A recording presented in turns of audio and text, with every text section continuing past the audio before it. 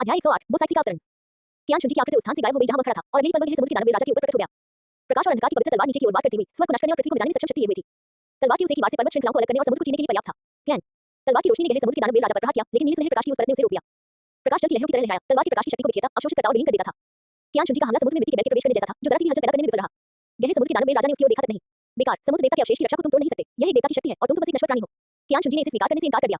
उसने एक बार फिर अपनी तलवार घुमाई और इस बार उसने अपने सभी 7 लाख साल पुराने आध्यात्मिक छल्लों की शक्ति को एकजुट किया। गहरे सुनहरे रंग की तलवार की रोशनी झरने की तरह बरस रही थी। एक के बाद एक बार वो रहे थे। हर बार इतना शक्तिशाली था कि आकाश को नष्ट कर दे और पृथ्वी को नष्ट कर दे। लेकिन उस नीले सुनहरे प्रकाश की परत के सामने उसके सारे हमले क्षीण हो गए। मैंने तुमसे कहा था, ये बेकार है। गहरे समुद्र के दानव राजा की आवाज में उपहास भरा था। तुम इस रक्षा कवच को भेद नहीं सकते, क्योंकि ये दिव्य स्तर का रक्षा कवच है और तुम अभी तक देवता नहीं बने हो। दांत से हुए कियान शुंजी ने अपना हमला रोक दिया। गहरे समुद्र के दानव राजा के सामने लगता हुआ उसने नीले सुनहरे प्रकाश की उस परत को देखा और उसके दिल में अभूतपूर्व शक्तिहीनता की भावना उमड़ पड़ी। ये पहली बार था जब उसका सामना किसी ऐसी रक्षापंक्ति से हुआ जिसे वह तोड़ नहीं सका। लगभग 10 लाख साल पुराने एक आध्यात्मिक दानव और साथ ही समुद्र देवता के अवशेष, ऐसी चीज नहीं थी जिनसे वह फिलहाल मुकाबला कर सके। हार मान लो इंसान। गहरे समुद्र के दानव राजा की आवाज में थोड़ी दया झलक रही थी। देवता बनने के बाद मैं तुम्हें शीघ्र मृत्यु दूंगा। ये तुम्हारे प्रति सम्मान के कारण है। आखिरकार तुम ही वह पहले व्यक्ति हो जिसने मुझे अपना तुरुप का पता इस्तेमाल करने पर मजबूर किया। कियान शुंजी ने कुछ नहीं कहा। वो केवल सोच रहा था और खोज रहा था। इस रक्षापंक्ति में कमजोरी की तलाश कर रहा था। हर रक्षा प्रणाली में कोई न कोई कमजोरी होती है और दैवीय श्रेणी भी इसका अपवाद नहीं थी। उसे समय चाहिए था, उसे अपनी कमजोरी का पता लगाना था। गहरे समुद्र के दानव राजा ने उस पर और ध्यान नहीं दिया। उसने अपनी आंखें बंद कर ली और अपनी पूरी ताकत से समुद्र देवता के अवशेष को अपने शरीर के भीतर समाहित कर लिया। नीले सुनहरे रंग की रोशनी और भी तेज होती गई और उसकी आभा और भी मजबूत होती गई। समुद्र का पानी बाहर की ओर धकेलने लगा और उसके केंद्र में आकर एक विशाल शून्य का निर्माण कर दिया। उस खाली जगह का व्यास 10,000 मीटर से अधिक था, जिसमें समुद्र का पानी बलपूर्वक बाहरी परिधि की ओर धकेल दिया गया था, जिससे 1000 मीटर ऊंची दीवार बन गई थी। शून्य के किनारे पर खड़े होकर कियान शुंजी ने गहरे समुद्र के दानव राजा को उस जलहीन स्थान के भीतर अपना रूपांतरित होते हुए देखा। उसके शरीर में बदलाव आने लगा, उसकी पुरानी परतें उतरने लगी और नई परतें उगाई, जिनमें से हर एक सुनहरी चमक से दमक रही थी। इसकी आभा धीरे-धीरे देवता के करीब पहुंचती गई, जिससे घुटन बढ़ती गई। बस पहुंचने ही वाले हैं, बस पहुंचने ही वाले हैं। गहरे समुद्र के दानव राजा की आवाज उत्साह से भरी हुई थी। लगभग 10 लाख वर्षों का इंतजार आखिरकार खत्म होने वाला है। मैं देवता बनने जा रहा हूं, आखिरकार मैं देवता बनने जा रहा हूं। कियान शुंजी की निगाहें उस पर अड़िग होकर टिकी रहीं। वह इंतजार कर रहा था, अवसर की प्रतीक्षा कर रहा था। अपने रूपांतरण की प्रक्रिया में गहरे समुद्र के दानव राजा को अनिवार्य रूप से क्षण भर की कमजोरी का अनुभव होगा। यही उसका एकमात्र मौका था। उसे उस पल का पूरा फायदा उठाना था। समय पल पल बीतता जा रहा था। गहरे समुद्र के दानव राजा का रूपांतरण अपने अंतिम चरण में प्रवेश कर गया है। उसका शरीर सिकुड़कर 100 मीटर का हो गया था, लेकिन उसकी आभा पहले से 10 गुना अधिक शक्तिशाली थी। नीले सुनहरे प्रकाश की वो परत पीछे हटने लगी और वापस उसके शरीर में समाहित होने लगी। इसके शब्द पूरी तरह से सोने के हो गए थे। प्रतीक्षा कैसा लग रहा था, मानो शुद्ध सोने से गढ़ा गया हो। उसकी आंखें सुनहरी हो गईं, जो दो सूरज जैसी लग रही थी। अंतिम चरण, गहरे समुद्र के दानव राजा की आवाज तीव्र व्याकुलता से भरी हुई थी। मनुष्य, तुम्हारा मृत्यु काल आ गया है। ठीक इसी क्षण कियान शुंजी हिल गई। उसने उसी क्षण देख लिया। जैसे ही प्रकाश कम हुआ, वैसे ही रक्षा व्यवस्था भी गायब हो गई। उसकी आकृति उस स्थान से गायब हो गई और प्रकाश और अंधेरे की पवित्र तलवार सीधे गहरे समुद्र के दानव राजा की खोपड़ी की ओर बढ़ गई। क्लैन तलवार की नोक गहरे समुद्र के दानव राजा के माथे पर लगी, लेकिन सुनहरी रोशनी की एक पतली परत ने उसे रोक दिया। हालांकि वह प्रकाश पतला था, लेकिन वह विनाशी था। गहरे समुद्र के दानव राजा ने ठहाका लगाया। क्या तुम्हें लगा था कि मैं तैयार नहीं होऊंगा? इंसान, तुम मुझे बहुत कम मानते हो। उसने अपनी विशाल हथेली उठाई और कियान शुंजी की ओर थप्पड़ मारा। कियान शुंजी से बचने के लिए एक तरफ हट गया, लेकिन ताड़ की पत्तों की हवा की ताकत ने उसे फिर भी कई 100 मीटर पीछे धकेल दिया। अपने शरीर को स्थिर करते हुए उनके चेहरे पर उदासी छा गई। उनका आखिरी मौका भी हाथ से निकल गया था। गहरे समुद्र के दानव राजा ने उस पर और ध्यान नहीं दिया। उसने अपनी आंखें बंद कर ली और अपने अंतिम रूपांतरण की प्रक्रिया जारी रखी। नीले सुनहरे रंग का प्रकाश पूरी तरह से उसके शरीर में समा गया और उसका रूप की चमक बिखेरने लगा। यही देवता बनने की आभा थी। जब तक ये तेज पूरी तरह से खिल नहीं उठता, तब तक यह देवता होगा। क्या एक कदम बहुत देर हो गई। कियान शुंजी का दिल कस गया। ठीक इसी क्षण दूर से एक लाल आकृति तेजी से आती हुई दिखाई दी। वह आकृति समुद्र की सतह पर कदम रखती हुई हर एक कदम के साथ 1000 मीटर की दूरी तय करती गई। उसकी गति चरम सीमा पर पहुंच गई, जिससे हवा में धुंधली छवियां बन गई। उसने चमकीले लाल रंग का वस्त्र पहना हुआ था, उसके समुद्री नीले लंबे बाल उसके पीछे लहरा रहे थे और उसने अपने हाथ में एक सुनहरा राजरत्न पकड़ रखा था। वो सेक्सी, वह आ चुकी थी। उसे देखकर कियान शुंजी की आंखों में आश्चर्य की एक झलक दिखाई दी। वो यहाँ कैसे आ सकती थी? ये जगह सी गॉड आइलैंड से सैकड़ों मील दूर थी। उसे कैसे पता चला कि यहाँ क्या हो रहा है? वो साइक्सी ने उसकी तरफ नहीं देखा। उसकी निगाहें गहरे समुद्र के दानव राजा पर मजबूती से टिकी हुई थी। उसकी आंखों में असीम क्रोध भरा हुआ था। उसे इसका आभास हो गया था। वह समुद्र देवता के अवशेष की आभा थी। यह एक ऐसा उपकरण था जिसका उपयोग समुद्र देवता ने देवता बनने से पहले किया था। ये समुद्र देवता द्वीप की पवित्र कलाकृति थी। अज्ञात कारणों से यह विशाल महासागर में खो गया था और गहरे समुद्र के दानव राजा द्वारा उठाया गया था। और अब ये राक्षस वास्तव में समुद्र देवता के अवशेष का उपयोग करके एक अभूतपूर्व उपलब्धि हासिल करना चाहता था और देवता बनना चाहता था। जिन्होंने जानवर वो साइक्सी की आवाज आकाशीय गर्जना की तरह समुद्र की सतह पर गूंज उठी। समुद्र देवता के पवित्र अवशेष को अपवित्र करने की अनुमति तुम्हें कैसे मिल सकती है? गहरे समुद्र के दानव राजा ने अपनी आंखें खोली और वो साइक्सी की ओर देखा। उसकी आंखों में भय की एक झलक दिखाई दी, लेकिन उसे कहीं अधिक तिरस्कार का भाव था। समुद्री देवता द्वीप के महापुजारी, तुम बहुत देर से आए हो। मैं पहले से ही देवता बनने की कगार पर हूं। एक बार जब मैं देवता बन जाऊंगा तो तुम्हें भी मेरे सामने झुकना पड़ेगा। वो साइक्सी ने उपहास किया। भगवान बनना, क्या तुम इसके लायक भी हो? उसने अपने हाथ में राजदंड उठाया और राजदंड के शीर्ष पर लगा स्वर्ण रत्न चकाचौंध भरी चमक से जगमगा उठा। उसी समय उसके पैरों के नीचे से 9 आत्मा के छल्ले उठे। 8 काले और 1 लाल। रैंक 99 के सुपर डॉलरों के दबाव को एक मूर्तिकार की तरह जारी किया गया। समुद्र के देवता, मेरी आज्ञा सुनो। राजदंड नीचे की ओर झुका, जिससे सुनहरी रोशनी की एक लकीर निकली जो सीधे गहरे समुद्र के दानव राजा पर जा लगी। उस प्रकाश में समुद्र देवता की शक्ति के साथ-साथ वो साइक्सी की सदियों की साधना भी समाहित थी। जहां-जहां प्रकाश गुजरता था, वहां समुद्र का पानी वाष्पित हो जाता था और अंतरिक्ष विकृत हो जाता था। धमाका! सुनहरी रोशनी गहरे समुद्र के दानव राजा से टकराई, जिससे आकाश को हिला देने वाली, धरती को चीर देने वाली एक जोरदार आवाज के साथ विस्फोट हुआ। गहरे समुद्र के दानव राजा का शरीर हिंसक रूप से कांप उठा और सुनहरी रोशनी की परत में दरारें दिखाई देने लगी। उसने दर्द भरी धार मारी, उसकी आंखों में घोर विश्वास झलक रहा था। ये कैसे संभव है? वो साइक्सी ने ठंडे स्वर में कहा, समुद्र देवता का अवशेष, समुद्र देवता का पवित्र ग्रंथ है। केवल समुद्र देवता द्वीप का महापुजारी ही इसकी शक्ति का उपयोग कर सकता है। यद्यपि तुमने इसे अपने शरीर में समाहित कर लिया है, तुम वास्तव में इसे नियंत्रित नहीं कर सकते, क्योंकि तुम समुद्र देवता के अनुयायी नहीं हो। वो साइक्सी ने इस पर कोई ध्यान नहीं दिया। उसने तीसरी बार अपना राजदंड घुमाया और सुनहरी रोशनी बिखेर दी। इस बार गहरे समुद्र के दानव राजा पर पड़ने वाली सुनहरी रोशनी पूरी तरह से बिखर गई। उसके शरीर के भीतर से एक कलाकृति उड़कर बाहर निकली और हवा में लटक गई। अध्याय 109, इसे स्वयं नष्ट नहीं होने दे सकते। वो तो लाजवाब था, पूरी तरह से नीला, जमीन में महासागर जैसा, लगभग एक मानव सिर के आकार का। रत्न के भीतर हल्की-हल्की लहरें उठ रही थी, मानो मैं पूरे महासागर को सील कर रही हूं। ये हवा में तैर रहा था, धीरे-धीरे घूम रहा था और हल्की नीली रोशनी उत्सर्जित कर रहा था। वो प्रकाश चकाचौंध करने वाला नहीं था, लेकिन उसमें एक ऐसा दबाव था जो किसी के दिल को कपकपा देता था। ये समुद्र देवता का दबाव था, समुद्र को शांत करने की शक्ति थी। समुद्र देवता का रत्न। किंवदंती के अनुसार समुद्र के देवता के देवता बनने से पहले उन्होंने एक बार इस रत्न का उपयोग समुद्र में हजारों क्रूर राक्षसों को वश में करने और अनगिनत सुनामियों को शांत करने के लिए किया था। इसमें समुद्र देवता की सबसे शुद्ध दिव्य शक्ति समाहित थी, जो समुद्र देवता द्वीप द्वारा कई वर्षों से खोया हुआ एक सर्वोच्च खजाना था। गहरे समुद्र के दानव राजा ने अविश्वास से भरी आंखों से उस रत्न को अपने शरीर के भीतर से बाहर निकलते हुए देखा। उसने अपना विशाल मुंह खोला, मानो वह उस रत्न को वापस निगलना चाहता हो। लेकिन वो रत्न पहले ही उसके नियंत्रण से मुक्त हो चुका था। चाहे वह अपनी आध्यात्मिक शक्ति का कितना भी प्रयोग करे, वह रत्न को वापस नहीं खींच सकता था।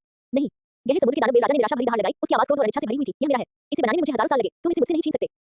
उसका शरीर बुरी तरह कांप रहा था। उसकी विशाल पूंछ बेतहाशा समुद्र तल पर प्रहार कर रही थी, जिससे आसमान में गाद और कंकड़ उड़ रहे थे। समुद्र का पानी उबलने की तरह मच रहा था, जिससे एक के बाद एक विशाल भंवर बन रहे थे। उसने अपना खूनी मुंह खोला, अपने भयानक सफेद दांत दिखाए और वो साइक्सी की दिशा में धार मारी। अरे कुतिया, क्या तुझे पता है कि इस अनमोल रत्न को खोजने में मैंने कितना समय लगाया? क्या तुझे पता है कि इसे अपने शरीर में समाहित करने में मैंने कितनी मेहनत की? हजारों साल की मेहनत सब कुछ तूने यूं ही बर्बाद कर दिया। वो साइकिल हवा में मंडरा रही थी, उसके हाथ में मौजूद राजरत्न गहरे समुद्र के दानव राजा की ओर इशारा कर रहा था। उसका चेहरा पानी की तरह ठंडा था, उसकी आंखों में जरा भी भावहीनता नहीं थी। उसका चमकीला लाल वस्त्र समुद्र के पानी में लहरा रहा था और उसके समुद्र नीले लंबे बाल झरने की तरह नीचे गिर रहे थे। उसने समुद्र देवता के उस रत्न को देखा और उसकी आंखों के सामने एक जटिल प्रकाश की चमक कौन गई। ये वो पवित्र वस्तु थी जिसकी खोज सी गौडालय ने हजारों वर्षों से की थी और आज आखिरकार इसे फिर से प्रकाश में आने का मौका मिला। राक्षस, उसने अपना मुंह खोला, उसकी आवाज ठंडी और राजी थी। समुद्र देवता का रत्न समुद्र देवता का पवित्र ग्रंथ है। तू एक तुच्छ आत्मा राक्षस, क्या तू इसे धारण करने योग्य है? तूने पवित्र ग्रंथ का अपमान किया है, तेरे अपराध 10,000 गुना मृत्यु के योग्य हैं। आज समुद्र देवता की ओर से मैं ये रत्न वापस लेती हूँ। गहरे समुद्र के दानव राजा की आंखें खून जैसी लाल थी, जो गोरख चंद्रों के समान दिखती थी। समुद्र देवता का प्रतिनिधित्व करते हो, क्या तुम इसके लायक भी हो? तुम तो बस समुद्र देवता के सेवक हो, एक द्वीप की रखवाली करने वाला पहरेदार। तुम खुद को क्या समझते हो? वो साइक्सी की आंखों में थोड़ी सी ठंडक झलक उठी। वो सैकड़ों वर्षों से जीवित थी और किसी ने भी उसे इस तरह बात करने की हिम्मत नहीं की थी। लेकिन उनके चेहरे पर शांति का भाव बना रहा। केवल राजरत्न को पकड़े हुए उंगलियों ने ही हल्का सा बल लगाया। मैं सागर देवता द्वीप का महापुजारी हूँ, नश्वर संसार में सागर देवता का प्रवक्ता हूँ। मेरा अपमान करना सागर देवता का अपमान करना है। यह अपराध तुम सहन नहीं कर सकते। गहरे समुद्र के दानव राजा ने उपहास किया। समुद्र देवता तो मर चुके हैं। देवलोक में आरोहण करने से मृत्यु और मृत्यु में क्या अंतर रह जाता है? वे कभी वापस नहीं आएंगे। इस दुनिया को अब समुद्र देवता की आवश्यकता नहीं है। वो साइक्सी की पुतलियां थोड़ी सी खुल गई। उसके दिल में क्रोध की लहर दौड़ गई। अपने लिए नहीं, बल्कि समुद्र देवता के लिए। इस दरिंदे ने सचमुच ये कहने की हिम्मत की कि समुद्र देवता मर चुके हैं। मृत्यु की तलाश। उसने अपना राजदंड उठाया और राजदंड के शीर्ष पर स्थित स्वर्ण रत्न चमक उठा। एक सुनहरी रोशनी निकली और सीधे गहरे समुद्र के दानव राजा पर जा लगी। गहरे समुद्र का दानव राजा न तो चकमा दे सका और नहीं चकमा दे सकता था। ये पहले ही समुद्र देवता के रत्न का आश्रय हो चुका था और पिछले युद्ध में इसके शरीर पर मौजूद शब्द बहुत पहले ही चकनाचूर हो चुके थे। सुनहरी रोशनी उसके शरीर पर पड़ी, जिससे एक बड़ा घाव खुल गया और ताजा खून बहने लगा। गरज, गहरे समुद्र के दानव राजा ने दर्दनाक दहाड़ मारी। उसका शरीर कांप रहा था, लेकिन उसकी आंखों में अभी क्रोध की ज्वालाएं सुलग रही थी। तुम्हें लगता है कि यह मुझे मार सकता है? मैं गहरे समुद्र का दानव राजा हूं, लगभग 10 लाख वर्षों की साधना के साथ। समुद्र देवता के रत्न के बिना भी तुम मेरा मुकाबला नहीं कर सकते। उसने अपना विशाल मुंह खोला और उसमें से पानी का एक बड़ा स्तंभ बाहर निकला। उस जल स्तंभ में उसकी शेष सारी शक्ति समाहित थी, जो एक शहर को नष्ट करने के लिए पर्याप्त थी। वो साइक्सी से बचने के लिए एक तरफ हट गई। पानी का स्तंभ उसके बगल से बहता हुआ दूर समुद्र तल से टकराया और एक विशाल गहरा गड्ढा बना दिया। वो साइक्सी ने भौहें चढ़ाई। इस राक्षस से निपटना वाकई मुश्किल था। गंभीर रूप से घायल होने के बावजूद भी इसमें अभी भी इतनी जबरदस्त ताकत थी। उसे लड़ाई जल्दी खत्म करनी थी और उसे सांस लेने का मौका नहीं देना था। उसने अपना राजदंड उठाया और दोबारा हमला करने की तैयारी करने लगी। ठीक इसी क्षण गहरे समुद्र के दानव राजा की निगाह अचानक कियान शुंजी की ओर मुड़ गई। कियान शुंजी थोड़ी ही दूरी पर खड़ा था। उसने अपनी बाहों को अपनी छाती पर बांध रखा था और उसके होठों के कोनों पर हल्की सी मुस्कान थी। वो शुरू से ही पूरा शो देख रहा था। वो साइक्सी और गहरे समुद्र के दानव राजा के बीच की लड़ाई को ऐसे देख रहा था मानो कोई अद्भुत प्रदर्शन देख रहा हो। उसके हाथ में मौजूद प्रकाश और अंधकार की पवित्र तलवार को हटा दिया गया था, लेकिन प्रतिदेव की 8 लाल आत्मा के छल्ले और एक सुनहरा आत्मा का छल्ला अभी भी धीरे-धीरे उसके शरीर के चारों ओर घूम रहे थे। गहरे समुद्र के दानव राजा ने उसकी ओर देखा। उसकी आंखों में घृणा की एक झलक दिखाई दी। इसी इंसान ने उसे समुद्र देवता के रत्न का उपयोग करने के लिए मजबूर किया और उसे एक विकट परिस्थिति में धकेल दिया। अगर वह न होता तो ये रत्न न तो सामने आता, नहीं वो साइक्सी द्वारा इसकी खोज की जाती और नहीं यह आज की स्थिति में पहुंचता। मानव, गहरे समुद्र के दानव राजा की आवाज क्रोध से भरी हुई थी। तुम भी मरने के लायक हो। उसका शरीर चमकने लगा। नीली रोशनी नहीं, बल्कि खून जैसी लाल रोशनी। उस प्रकाश में लगभग 10 लाख वर्षों की उसकी सारी साधना समाहित थी, जिसमें उसका अंतिम पागलपन भी समाहित था। चूंकि मैं जी नहीं सकता, इसलिए तुम दोनों को जीने के बारे में सोचने की भी जरूरत नहीं है। चलो हम सब एक साथ मर जाते हैं। वो साइक्सी की पुतलियां पल भर में सिकुड़ गईं। उसे इसका आभास हो गया था। यह आत्मा विनाश का अग्रदूत था। लगभग 10 लाख साल पुराना एक आत्मा दानव आत्मा विनाश कर रहा था, जिसकी शक्ति सिर्फ मील के दायरे में सब कुछ नष्ट करने के लिए पर्याप्त थी। समुद्र देवता द्वीप, आत्मा हॉल और यहाँ तक कि पूरा महाद्वीप भी प्रभावित होगा। उसे इसे रोकना ही था। कियान शुंजी, उसने अपनी आवाज में थोड़ी सी जल्दबाजी दिखाते हुए चिल्लाकर कहा, मिलकर काम करो। हम इसे खुद को नष्ट नहीं होने दे सकते। कियान शुंजी की मुस्कान गायब हो गई। उन्होंने उस भयावह शक्ति को भी महसूस किया। यदि गहरे समुद्र का दानव राजा सचमुच आत्मा विनाश कर लेता है, तो वह और वो साइक्सी शायद बच जाएं, लेकिन समुद्र देवता द्वीप और आत्मा हॉल में मौजूद बाकी सभी लोग निसंदेह मर जाएंगे। वह ऐसी घटना को होने नहीं दे सकता था। वो चले गए। उसकी आकृति पल भर में गायब हो गई और अगले ही पल वह गहरे समुद्र के दानव राजा के सिर के ऊपर प्रकट हो गया। प्रकाश और अंधकार की पवित्र तलवार एक बार फिर संघनित हुई और एक गहरे सुनहरे रंग की तलवार की रोशनी नीचे की ओर वार करती हुई निकली। उसी समय वो साइक्सी का राजदंड नीचे की ओर घुमा और उसमें से सुनहरी रोशनी निकली। दोनों हमलों ने गहरे समुद्र के दानव राजा को एक साथ निशाना बनाया, जिससे उसके शरीर पर 2 बड़े घाव हो गए। लेकिन गहरे समुद्र के दानव राजा को अब कोई परवाह नहीं थी। उसकी आंखों में पागलपन भरा हुआ था और उसके शरीर के भीतर की आध्यात्मिक शक्ति बेतहाशा उमड़ रही थी, जो किसी भी क्षण विस्फोट करने के लिए तैयार थी। ये बेकार है, तुम मुझे रोक नहीं सकते। कियान शुंजी और वो साइक्सी ने एक दूसरे की ओर देखा। उस पल दोनों ने एक दूसरे की आंखों में बिल्कुल एक ही विचार देखा। उन्हें एकजुट होना होगा और पूरी ताकत लगानी होगी। कियान शुंजी ने प्रकाश और अंधकार की पवित्र तलवार को एक तरफ रख दिया और दोनों हाथ ऊपर उठा लिए। सेराफिम और पतित देवदूत एक साथ प्रकट हुए। उनकी पीठ के पीछे 12 पंख खुल गए। उनकी आभा चरम सीमा तक पहुंच गई। उनका 99वां शिखर आध्यात्मिक शक्ति ज्वालामुखी की तरह फूट रही है। वो साइक्सी ने भी इसी प्रकार अपना राजदंड एक तरफ रख दिया और समुद्र देवता के उस रत्न को दोनों हाथों से थामे रखा।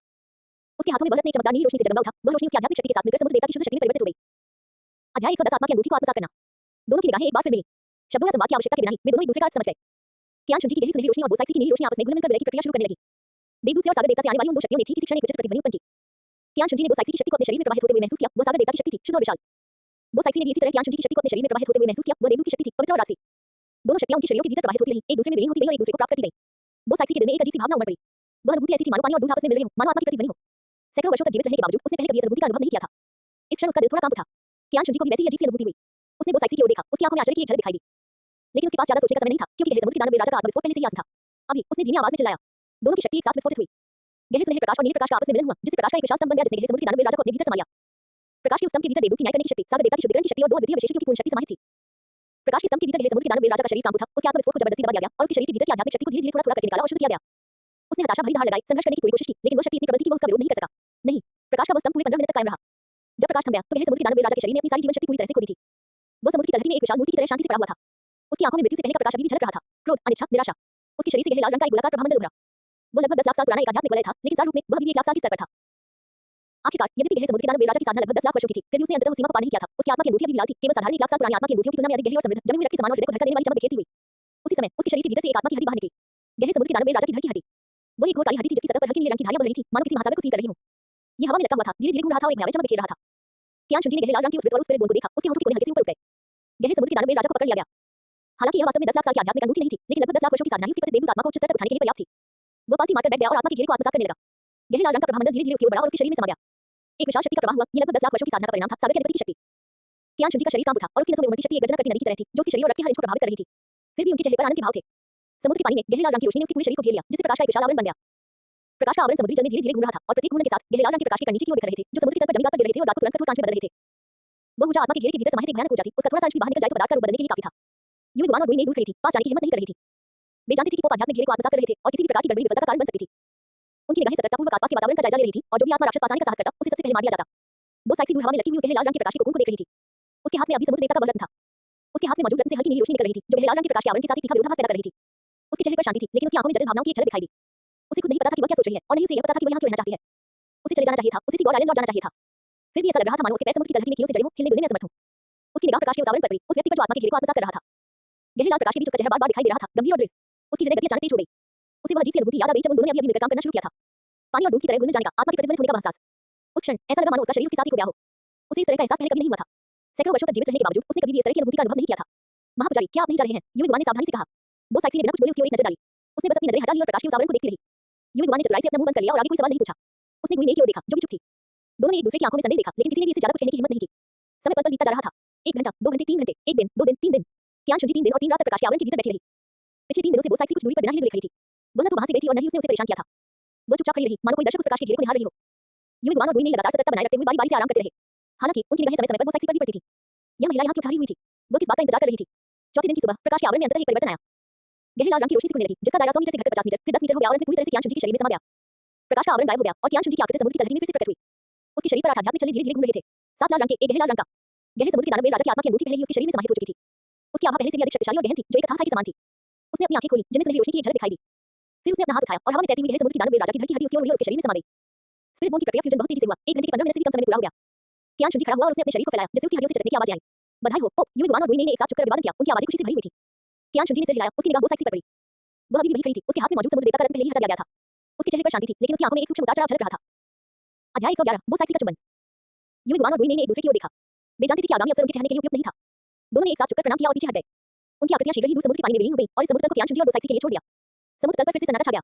वहां केवल बहते समुद्र के पानी की आवाज और कभी-कभार दूर से आती हुई जानवरों की दहाड़ सुनाई दे रही थी। कियान शुंजी और वो साइक्सी एक दूसरे को निहारते रहे, दोनों में से कोई कुछ नहीं बोला। दोनों के बीच सन्नाटा छा गया, फिर भी यह सहज नहीं था, बल्कि एक अवर्णीय मौन समझ थी। वो साइक्सी ने कियान शुंजी को देखा, उसके दिल में जटिल भावनाओं का सैलाब उमड़ आया। उसे चले जाना चाहिए था, उसे गॉड आइलैंड लौट जाना चाहिए था। लेकिन ऐसा लग रहा था मानो उसके पैर की जगह पर जमे हुए हों, हिलने-डुलने में असमर्थ हों। उसकी निगाहें उस पर पड़ी, उसके चेहरे से उसके कंधों तक और कंधों से उसकी छाती तक घूमती रहीं। उसकी हृदय गति एक बार फिर तेज हो गई। कियान शुंजी ने उसकी ओर देखा, उसके होठों के कोने हल्के से ऊपर की ओर मुड़ गए। उसे इसका एहसास हुआ। वह दृश्य शक्ति वो साइक्सी को प्रभावित कर रही थी। ईश्वरीय कृपा वास्तव में एक अच्छी बात थी। समुद्र देवता के साथ उनके घनिष्ठ संबंध के कारण समुद्र देवता के प्रवक्ता के मन में उनके प्रति एक स्पष्ट रूप से अनुकूल धारणा विकसित हो गई। वह अनुकूल प्रभाव प्रेम नहीं था, फिर भी वह प्रेम से कहीं बढ़कर था। इससे वो साइक्सी का उसके प्रति सतर्कता का भाव कम हो गया, उसके प्रति जिज्ञासा जागृत हुई और उससे अपेक्षाएं रखने लगी। महान पुजारी, उसने कहा, उसकी आवाज समुद्र के पानी में गूंज रही थी, आप यहाँ क्यों रुके रहे? वो साइक्सी कुछ पल के लिए चुप रही। मुझे नहीं पता, उसकी आवाज बहुत धीमी थी, जिसमें थोड़ी उलझन झलक रही थी, शायद मैं ये सुनिश्चित करना चाहती थी कि आप ठीक हैं। कियान शुंजी मुस्कुराए, क्या आपको मेरी चिंता है? वो साइक्सी का चेहरा थोड़ा लाल हो गया। सैकड़ों वर्षों तक जीवित रहने के बावजूद किसी ने भी उससे कभी इस तरह का सवाल नहीं पूछा था। उसे इसे इनकार कर देना चाहिए था, उसे ठंडे चेहरे से मना कर देना चाहिए था, लेकिन वह इसे खुलकर नहीं कह सकी।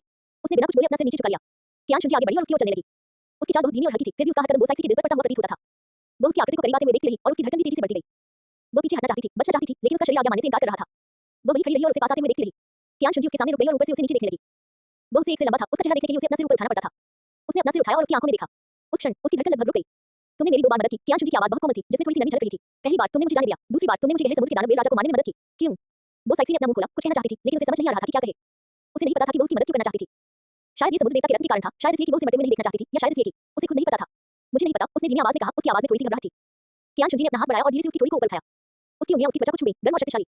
वो साइक्सी का शरीर थोड़ा कांप गया, फिर भी उसने पीछे हटने की कोशिश नहीं की। वो बस उसे देखती रही, उसकी आंखों में जटिल भावनाएं भरी हुई थी। क्या तुम्हें पता है, कियान शुंजी की आवाज बहुत कोमल थी, तुम अब तक देखी गई सबसे खूबसूरत महिला हो। वो साइक्सी की पुतलियां थोड़ी सिकुड़ गईं। सैकड़ों वर्षों तक जीवित रहने के बावजूद किसी ने भी उसे कभी ऐसे शब्द नहीं कहे थे। उन वर्षों में कियान दाओली और तांचेन दोनों ही सागर देवता द्वीप पर आए थे। उन सभी ने उसके साथ लड़ाई की थी, उसके साथ दाव पर चर्चा की थी और उसके साथ कुछ अवर्णनीय स्नेह साझा किया था। लेकिन इससे पहले किसी ने भी इतनी स्पष्ट रूप से उसकी प्रशंसा नहीं की थी। उसका चेहरा और भी ज्यादा गर्म हो गया। तुम ये क्या बकवास कर रहे हो? उसकी आवाज बहुत धीमी थी, जिसमें थोड़ी घबराहट झलक रही थी। कियान शुंजी मुस्कुराई। मैं सच कह रहा हूं। उसका हाथ उसकी टुकड़ी से फिसलकर उसके गाल पर चला गया और धीरे से उसे सहलाते हुए बोला, तुम्हारी आंखें सागर की तरह गहरी हैं, तुम्हारे बाल लहरों की तरह सुंदर हैं, तुम्हारा स्वभाव समुद्री हवा की तरह कोमल है, तुम अब तक देखी गई सबसे खूबसूरत महिला हो। वो साइक्सी के दिल की धड़कन और भी तेज हो गई। वो कहना चाहती थी, मुझे जाने दो। वो कहना चाहती थी कि वह तुच्छ है, वो कहना चाहती थी कि उसे ये पसंद नहीं है। फिर भी उसका शरीर उसकी उंगलियों की गर्माहट के लिए तरस रहा था। उसके दिल में एक आवाज कह रही थी, उसे दूर मत धकेलो, उसे दूर मत धकेलो। कियान शुंजी का हाथ उसके गाल से फिसलकर उसके कंधों पर चला गया और धीरे से उसकी कमर के चारों ओर लिपट गया। वो साइक्सी का शरीर अकड़ गया, लेकिन उसने संघर्ष नहीं किया। वो बस उसकी बाहों में झुक गई और उसकी धड़कन सुनने लगी। उसकी धड़कन स्थिर और शक्तिशाली थी, जिससे उसे एक अवर्णनीय मानसिक शांति का अनुभव हुआ। क्या तुम्हें पता है, कियान शुंजी की आवाज उसके कान के पास सुनाई दी, जब मैंने तुम्हें पहली बार देखा तो मैं तुम्हारी ओर आकर्षित हो गई थी। वो साइक्सी ने अपना सिर उठाया और उसकी ओर देखा। तुमने क्या कहा? कियान शुंजी ने अपना सिर झुकाया और उसकी आंखों में देखा। मैंने कहा कि मुझे आप पसंद हो। वो साइक्सी का दिमाग पूरी तरह से सुन्न हो गया।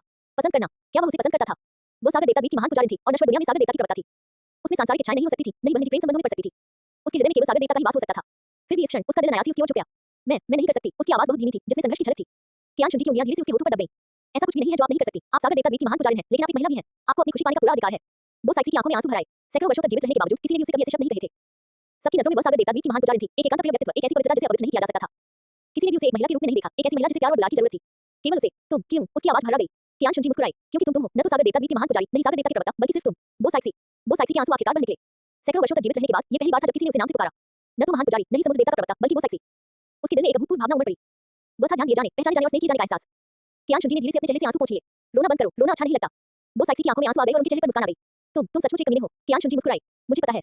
उसने अपना सिर झुकाया और उसके होठों को चूमा। वो साइक्सी का शरीर अचानक अकड़ गया और उसके हाथों ने सहज रूप से उसकी छाती पर दबाव डाला। फिर भी उसकी छाती लोहे की दीवार की तरह थी, एक इंच भी नहीं हिल रही थी। उसका चुंबन बहुत कोमल और हल्का था, जैसे बसंत की हवा समुद्र की सतह को छूती हुई बहती है। उसी क्षण वो साइक्सी का प्रतिरोध ध्वस्त हो गया। उसने अपनी आंखें बंद कर लीं और उसे चूमने दिया।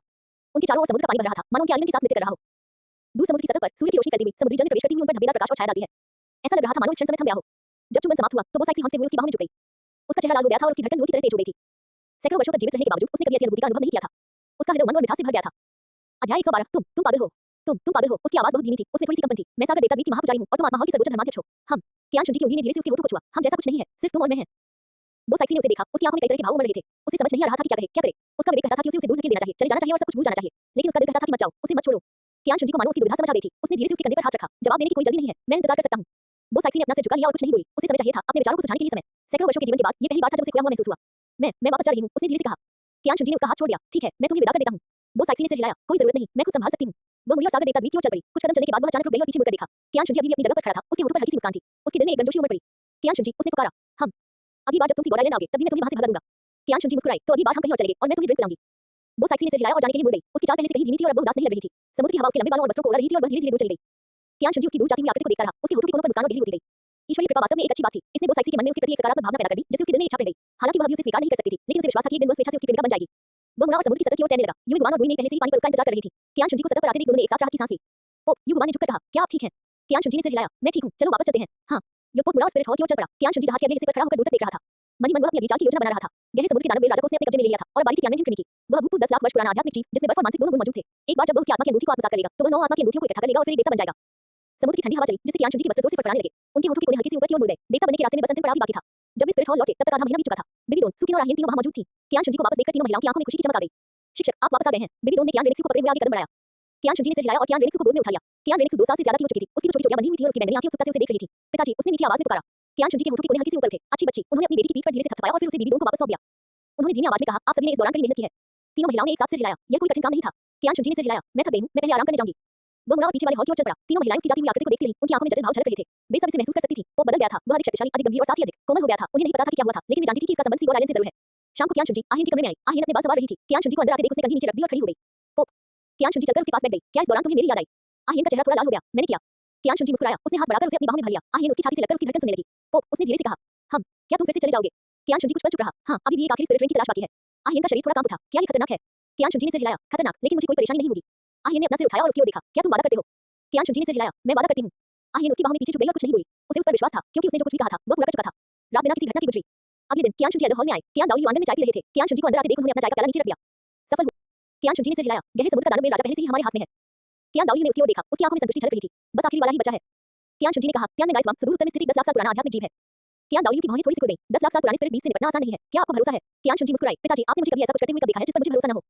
कियान दाओ ने उसकी ओर देखा और कुछ पल चुप रहा। फिर वह भी मुस्कुराया। ठीक है, जाओ, मैं स्पिरिट हॉल की रक्षा करूंगा।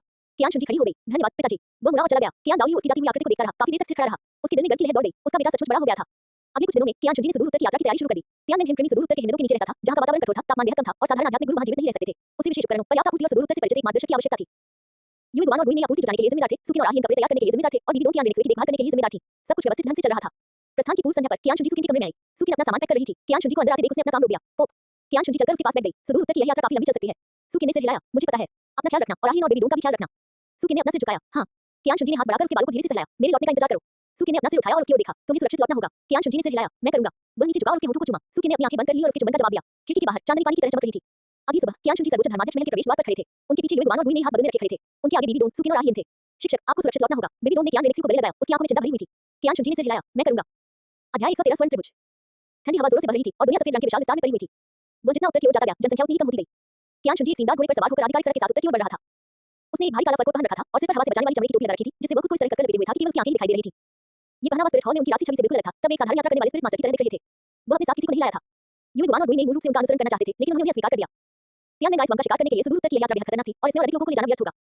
इसके अलावा उसकी वर्तमान शक्ति को देखते हुए 10 लाख साल पुराने स्पिरिट बीस को भी किसी सहायता की आवश्यकता नहीं थी। एक व्यक्ति ही काफी था। सींगों वाला स्केल हाउस बर्फ पर कदम रखते ही चरमराहट की आवाज करने लगा। आधिकारिक सड़क के दोनों ओर अंतहीन बर्फ के मैदान थे और कभी-कभी ठंडी हवा में कांपते हुए कुछ सूखे पेड़ दिखाई देते थे। कियान शुंजी की निगाहें चारों ओर घूमती रहीं और वह मन ही मन आगामी यात्रा की योजना बनाने लगा। सुदूर उत्तर महाद्वीप का सबसे उत्तरी छोर था, जो पूरे साल बर्फ और हिम से ढका रहता था और जहां मनुष्य शायद ही कभी जाते थे। तियान में गाइस सुदूर उत्तर के सबसे गहरे हिस्से में 10,000 साल पुराने ग्लेशियर के नीचे रहता था। वहां पहुंचने के लिए उसे इस बर्फीले मैदान को पार करना और बर्फ से ढके कई पहाड़ों पर चढ़ना आवश्यक था। हॉन्स की गति से इसमें लगभग 10 दिनों लगेंगे। आकाश धीरे-धीरे अंधेरा होने लगा और सामने एक छोटा सा कस्बा दिखाई देने लगा। ये कस्बा बड़ा नहीं था, इसमें आधिकारिक सड़क के दोनों ओर केवल कुछ दर्जन घर ही बिखरे हुए थे। कस्बे के प्रवेश द्वार पर एक लकड़ी का बोर्ड लगा था जिस पर 3 अक्षर स्नोफॉल टाउन लिखे हुए थे। कस्बे के अधिकांश घर लकड़ी के बने थे, उनकी छतें मोटी बर्फ से ढकी हुई थी और चिमनियों से धुआं निकल रहा था, जो इस बर्फीली दुनिया में साधारण रूप से गर्म प्रतीत हो रहा था। कियान शुंजी ने अपने घोड़े की लगाम खींची और छोटे से कस्बे पर एक नजर डाली। काफी रात हो चुकी थी, इसलिए अपनी यात्रा जारी रखना उचित नहीं था। उसने शहर में रात भर आराम करने और कल रवाना होने का फैसला किया। वह घोड़े से उतरा और सींगदार तराजू वाले घोड़े को लेकर छोटे से कस्बे में प्रवेश किया। शहर में बहुत सन्नाटा था और सड़क पर लगभग कोई पैदल यात्री नजर नहीं आ रहा था। कभी-कभार मोटी सूती जैकेट पहने कुछ निवासी जल्दी से वहां से गुजरते थे, उसे अजनबी समझकर वे बस एक नजर उस पर डालते और जल्दी से चले जाते थे। ये सुदूर उत्तर का किनारा था, जहां से आत्मा के स्वामी अक्सर गुजरते थे और स्थानीय निवासी लंबे समय से इसके आदी हो चुके थे। कियान शुंजी को एक सराय मिली जो देखने में काफी साफ-सुथरी लग रही थी। उसने सींग वाले घोड़े को वेटर को सौंप दिया और एक प्रीमियम कमरे का अनुरोध किया। उसने अपना सामान समेटा, कमरे से बाहर निकला और पहली मंजिल पर स्थित सराय में आ गया। वो सराय बड़ी नहीं थी, उसमें केवल 7 या 8 मेजें थीं और इस समय 3 या 4 मेजों पर मेहमान बैठे हुए थे। कियान शुंजी की निगाहें सराय में चारों ओर घूमी। वह बैठने के लिए एक कोना ढूंढने ही वाली थी कि अचानक रुक गई। उसकी नजर खिड़की के पास रखी एक मेज पर पड़ी। वहां 3 लोग बैठे थे, 2 पुरुष और एक महिला। उनमें से एक 1.5 उम्र का दुबला-पतला शरीर और परिष्कृत चेहरे वाला व्यक्ति था, जिसने भूरे रंग का चोला पहन रखा था और कुछ हद तक बदहा दिख रहा था। उसके सामने शराब के 3 खाली जग रखे थे और वह भी अपने हाथ में शराब का एक प्याला पकड़े हुए था और एक प्याला करके उसे अपने मुंह में ले रहा था। उसका चेहरा लाल था और आंखें धुंधली थी, जाहिर तौर पर उसने काफी शराब पी रखी थी। दूसरा व्यक्ति घनी भौहों, बड़ी आंखों और खुरदुरे चेहरे वाला एक हट्टा-कट्टा 1.5 उम्र का आदमी था। उसने भूरे रंग का चमड़े का कवच पहन रखा था और उसकी कमर पर एक लंबी तलवार लटक रही थी, जिससे वह एक साधारण शक्ति वाले स्पिरिट मास्टर जैसा दिख रहा था। वह अपने दुख को बुलाने के लिए शराब पी रहे उस आदमी के बगल में बैठा था, चिंतित भाव से उसे देख रहा था। कभी-कभी कुछ शब्द बोलता था, लेकिन शराब पीने वाला आदमी मानो अनसुना कर रहा था। तीसरी एक महिला थी। वह 30 वर्ष की आयु की लग रही थी। उसका शरीर सुडौल था, चेहरे की बनावट सुंदर थी और उसके लंबे भूरे बाल कंधों पर लहरा रहे थे। उसने चमड़े के तंग कपड़े पहने थे, जो एक परिपक्व महिला के अनूठे सुडौल शरीर को उभार रहे थे। उसके हाथ में शराब का एक प्याला भी था, लेकिन उसने उसे पिया नहीं, बल्कि उस आदमी को देखते ही जो अपना दुख बुलाने के लिए शराब पी रहा था, उसकी आंखें जटिल भावनाओं से भरी हुई थी। कियान शुंजी के होठों के कोने हल्के से ऊपर उठ गए। यू ज़ियाओगेन, स्लेंडर, लियू एलॉन, श्रेक अकादमी के संस्थापक, गोल्डन ट्रायंगल। उन्हें यहां उनसे मिलने की उम्मीद नहीं थी। कियान शुंजी ने अपनी आभा को नियंत्रित किया, अपनी आध्यात्मिक शक्ति को स्पिरिट किंग स्तर तक दबाया और फिर कोने में एक खाली मेज पर जाकर बैठ गया। उन्होंने शराब के 2 बर्तन और कुछ छोटी-मोटी साइड डिश मंगवाई, फिर अपनी कुर्सी पर पीछे झुककर बड़ी दिलचस्पी से उस मेज को देखने लगे। यू शाओगान ने जाहिर तौर पर बहुत ज्यादा शराब पी रखी थी। उसकी आंखें बेजान थीं और उसके हाथ में पकड़ा हुआ शराब का प्याला थोड़ा कांप रहा था। उसने शराब का एक और घूंट लिया, फिर शराब का प्याला जोर से नीचे रख दिया, जिससे एक धीमी सी आवाज हुई, शाओगान, शराब पीना बंद करो। स्लेंडर ने भौहें चढ़ाते हुए अपना शराब का प्याला उठाते हुए कहा, तुम दिन भर से शराब पी रहे हो, अगर इसी तरह पीते रहे तो तुम्हारा शरीर जवाब दे जाएगा। यू शाओगान ने उसकी तरफ नहीं देखा, बल्कि शराब का प्याला अपने सीने से लगकर लिया और कर्कश आवाज में कहा, मेरी चिंता मत करो। स्लेंडर ने आंख भरी और लियू एलोन की ओर देखा। लियू एलोन ने अपने होंठ काट लिए, उसकी आंखों में दुख और क्रोध की एक झलक दिखाई दी। उसने यू शाओगान के हाथ से शराब का प्याला छीन लिया और उसे जोर से मेज पर पटक दिया। यू शाओगान, तुम कब तक ऐसे ही रहोगे? उसकी आवाज एक सप्तक ऊपर उठ गई, जिसमें लंबे समय से दबा हुआ गुस्सा झलक रहा था। तुम एक मर्द हो, तुम एक आध्यात्मिक गुरु हो, तुम काय नहीं हो, एक औरत के लिए खुद को इस तरह पेश करना, क्या तुम्हें शर्म नहीं आती? यू शाओगान ने अपना सिर उठाया और लियू एलोन की ओर देखा। उसकी आंखें लाल थीं, नशे की वजह से या रोने की वजह से, ये पता नहीं चल पाया था। तुम समझते नहीं हो। उनकी आवाज इतनी कर्कश थी कि लगभग सुनाई ही नहीं दे रही थी। आप नहीं समझते कि वह मेरे लिए कितनी महत्वपूर्ण है। लियू एलोन की आंखों में दर्द की झलक दिखाई दी। मुझे समझ नहीं आ रहा, मैं कैसे समझ नहीं पाऊंगी? मैंने तुम्हें दिन ब दिन डूबते देखा, दिन ब दिन शराब पीते देखा, तुम्हें खुद को इस घटिया रूप में दबाते देखा, मैं कैसे समझ नहीं पाऊंगी? यू शाओगान ने अपना सिर नीचे कर लिया और कुछ नहीं बोला। ठंड या दुख के कारण उसके कंधे हल्के से कांप रहे थे। स्लेंडर ने आंख भरी और धीरे से यू शाओगान के कंधे पर थपथपाया। शाओगान, मुझे पता है कि तुम अंदर से दुखी हो। लोगों को हमेशा आगे की ओर देखना चाहिए। बीबी डोन, वो पहले वाली बीबी डोन नहीं रही। वह स्पिरिट हॉल में है और वह कियान शुंजी की खास है। उसके लिए तुम्हारा इस तरह व्यवहार करना उचित नहीं है। यू शाओगान का शरीर बुरी तरह कांप रहा था। उसने अपना सिर उठाया, उसकी आंखों में दर्द की एक झलक दिखाई दी। बात करना बंद करें, मैंने इसे कहने पर रहा हूं। लियू एलोन की आवाज और भी भावुक हो गई। आपने उसके लिए इतना कुछ छुपाया और उसका क्या? उसने आपके लिए क्या किया है? तुम्हारे लिए उसने स्पिरिट हॉल की पवित्र कन्या के रूप में अपना पद त्याग दिया। कियान शुंजी द्वारा उसकी आध्यात्मिक शक्ति को शत-विक्षत कर दिया गया और उसे कैद कर लिया गया। यह उसकी अपनी पसंद थी। वो तुम्हें ढूंढने नहीं आई थी, नहीं उसने तुमसे उसे बचाने की भीख मांगी थी। अब वह अच्छी तरह से रह रही है और मैंने सुना है कि उसने एक बच्चे को जन्म दिया है। वो तुम्हें बहुत पहले ही भूल चुकी है। बात करना बंद करें। यू शाओगान अचानक उठ खड़ा हुआ, दोनों हाथों से मेज का सहारा लेते हुए। उसकी आंखें लाल हो गईं, वो उस तरह की इंसान नहीं है। उसे जरूर मजबूर किया गया होगा। कियान शुंजी ने मजबूर किया होगा। कियान शुंजी ने अपना शराब का प्याला पकड़ा, शराब का एक घूंट लिया और उसके होठों के कोने पर मुस्कान और गहरी हो गई। मजबूर किया गया, दिलचस्प। उसे यह कैसे याद आया कि बेबी डोन ही थी जो स्पिरिट हॉल छोड़कर यू शाओगान के साथ जाना चाहती थी। यू शाओगान के मुंह से निकली बात जबरदस्ती में कैसे बदल गई?